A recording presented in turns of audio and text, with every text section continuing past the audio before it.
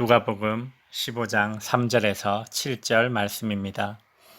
예수께서 그들에게 이 비유로 이르시되 너희 중에 어떤 사람이 양 100마리가 있는데 그 중에 하나를 잃으면 99마리를 들에 두고 그 잃은 것을 찾아내기까지 찾아다니지 아니하겠느냐. 또 찾아낸즉 즐거워 어깨에 메고 집에 와서 그 벗과 이웃을 불러 모으고 말하되 나와 함께 즐기자. 나의 잃은 양을 찾아내었노라 하리라. 내가 너희에게 이르노니 이와 같이 죄인 한 사람이 회개하면 하늘에서는 회개할 것이 없는 의인 99으로 말미암아 기뻐하는 것보다 더하리라. 아멘. 제가 예전에 교육 전도사 시절에 사역하던 교회에서 예배 후에 4살쯤 되는 아이가 실종되었는데 그 아이 엄마가 아이를 찾는 모습은 정말 정신이 나간 것 같은 표정으로 아이를 찾고 있었습니다.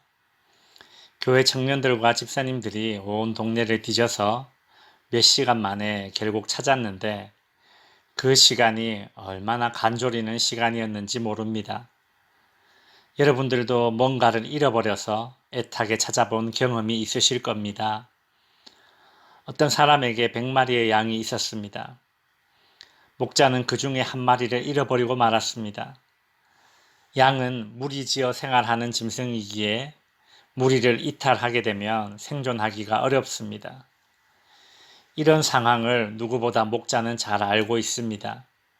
그래서 목자는 99마리의 양 무리를 광야에 두고 잃은 양 한 마리를 찾아 나섭니다. 이 비유를 듣던 바리새인들은 속으로 그 목자를 어리석은 행동을 한다고 그렇게 비난했을 것 같습니다. 그러나 그만큼 잃어버린 한 마리 양에 대한 목자의 마음이 어떤지를 잘 보여주는 그런 비유의 말씀이지요. 목자는 잃은 양을 찾았을 때에 즐거워하며 집에 와서 잔치를 베풉니다. 바리새인들이 듣기에 이 부분도 못마땅했을 것 같습니다. 양 한 마리를 찾았다고 잔치를 베풀면 얼마나 경제적으로 손해를 보는 행동입니까? 바리새인들이 속으로 목자의 어리석음을 비난했겠다 싶습니다. 이 비유에 등장한 잃은 양은 세리와 죄인을 가리키는 것입니다. 유대인들의 스승이요 목자의 역할을 해야 할 바리새인들과 서기관들은 죄인들에게 관심을 가지지 않고 오히려 비난하며 멀리했습니다. 이와는 대조적으로 예수님의 비유 속에 나오는 목자는 잃은 양 한 마리를 찾기 위해 자신의 모든 것을 걸었습니다. 그리고 그 잃은 양을 되찾았을 때의 반응이란 듣는 사람들이 이해가 가지 않을 정도로 즐거워하고 심지어 잔치까지 베풀었습니다. 예수님께서 이 비유를 말씀하신 것은 죄인 한 사람이 회개하고 돌아오는 것이 하나님께 이처럼 큰 기쁜 일임을 알게 하려는 것입니다.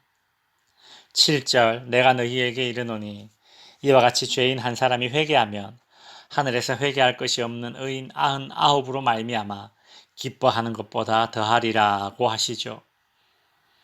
예수님과 함께 있던 사람들 가운데 세리와 죄인들은 예수님의 이 얘기를 듣고 그동안 늘 비난만 받다가 하나님이 나를 이렇게 사랑하시는구나 라는 사실을 깨닫고 회개할 마음이 들 것입니다.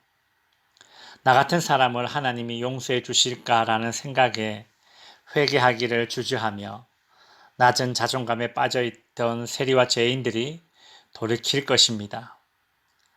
반대로 예수님과 함께 있던 바리새인과 서기관들은 예수님의 이 비유를 듣고 세리와 죄인들을 비난하고 멀리하고 정죄할 것만이 아니라 죄인들을 돌이키기 위해 이스라엘 백성들에게 하나님의 말씀을 가르치는 올바른 스승이 되기 위해 애써야 할 것입니다.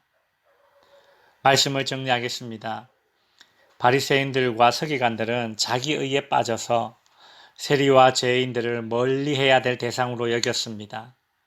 비난의 대상이요 자기의 의를 드러낼 수단으로 밖에 여기지 않았습니다.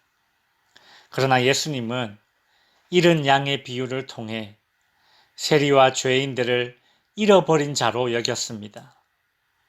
버린 자가 아니라 잃은 자입니다. 멀리 해야 될 대상이 아니라 다시 찾아야 할 대상으로 여겼습니다. 다시 찾아서 5절에 나오듯이 즐거워 어깨에 매야 할 대상으로 여겼습니다. 또 하나님 아버지께서 죄인들이 회개하고 돌이킬 때에 얼마나 기뻐하시는지를 얘기해 주심으로써 바리새인과 서기관들이 하나님의 마음을 깨닫도록 유도하고 계십니다. 성도 여러분, 우리는 잃은 양입니다. 우리는 죄인입니다. 그러나 하나님은 잃은 양의 가치를 천하보다 귀하게 여기셨습니다. 그래서 그 잃은 양을 되찾아올 때의 반응이란 세상의 상식으로는 이해할 수 없는 허비의 모습으로밖에 설명되지 않습니다. 하나님 앞에 우리 자신이 그런 가치 있는 존재임을 알고 살아가시는 성도님들이 되시길 바랍니다. 또한 내가 멀리 하고 싶은 사람, 내가 무시하는 사람, 그 사람이 누구든 하나님께서 나를 가치 있게 여기듯 그 사람도 나와 같은 가치로 여긴다는 사실을 알고 하나님이 나를 귀하게 여기듯 나도 그를 귀하게 여길 줄 아는 삶이 되시기를 주님의 이름으로 축원드립니다.